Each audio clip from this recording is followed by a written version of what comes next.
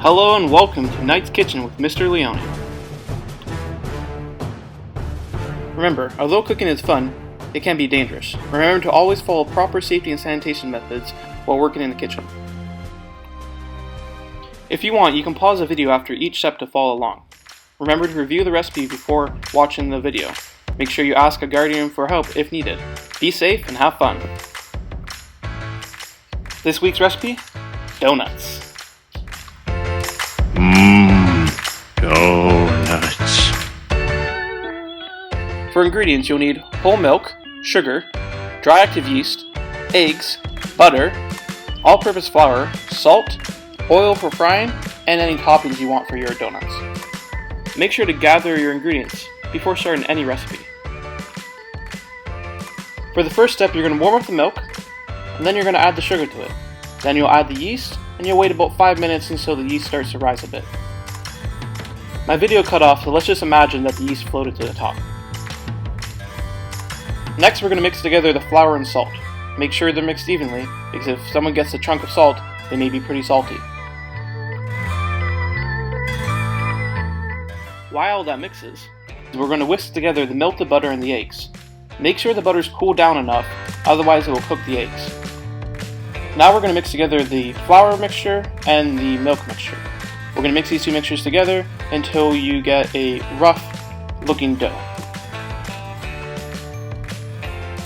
To your rough dough, add the egg and butter mixture. Mix on low speed until the ingredients are combined. You may need to scrape down the sides to ensure everything mixes well.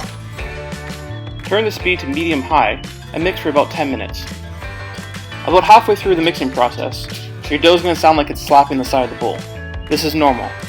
Keep on mixing until your dough is stretchy and smooth. Once our dough is ready, we're going to place it in an oil bowl and let it rest in the fridge overnight. If you didn't believe I was Italian before, you will now with the amount of tomato sauce I have in my fridge. The next morning, take your dough out of the fridge and put it on a floured surface. The dough may be a little bit hard, but that's fine, it's going to warm up as you work. Now as you notice, the dough is going to rip a little bit as I'm trying to roll it out. That's normal, just patch it back together and keep on rolling. Roll the dough out until it's about half an inch. Use a ruler or measuring tape if you have one. Next, we're going to cut out our donuts. Make sure you flour the cutters to ensure that it doesn't stick to the dough. Now as you can see, I used a few different cutters. You don't have to make a donut round. Who says a donut has to be round? Donuts are like art, and you're like the artist. Be creative and use your imagination. I even used a flamingo cutter, and I purposely didn't flour it to show you what happened. You can use the scraps to make more donuts. You can also use the centers to make donut holes.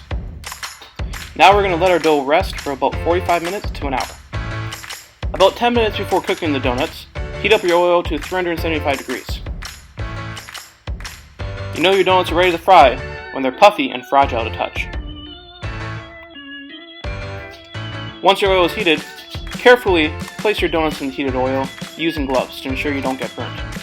I use chopsticks, but you can use whatever tool you feel most comfortable with.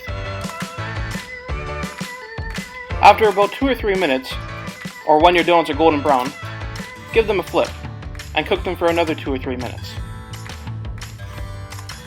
Once your donuts are a deep golden brown on both sides, carefully remove them from the oil and place them on a wired rack to cool down. Don't forget to cook those donut holes we saved from earlier. For these, I use a tool called a spider to carefully lower them into the hot oil. If you don't have a spider, you could also use a slotted spoon. The donut holes are a little bit harder to flip, so you may need to hold them down with a slotted spoon or a spider. These aren't the prettiest flamingos, but hey, we tried. For the donut holes, I tossed half an icing sugar and half an cinnamon sugar. Let your donuts cool before you start adding toppings, otherwise the toppings are just going to melt right off. For my donuts, I did chocolate donuts and vanilla dip donuts with sprinkles on top. You can top your donuts with whatever you like. Remember to be creative and have fun with them.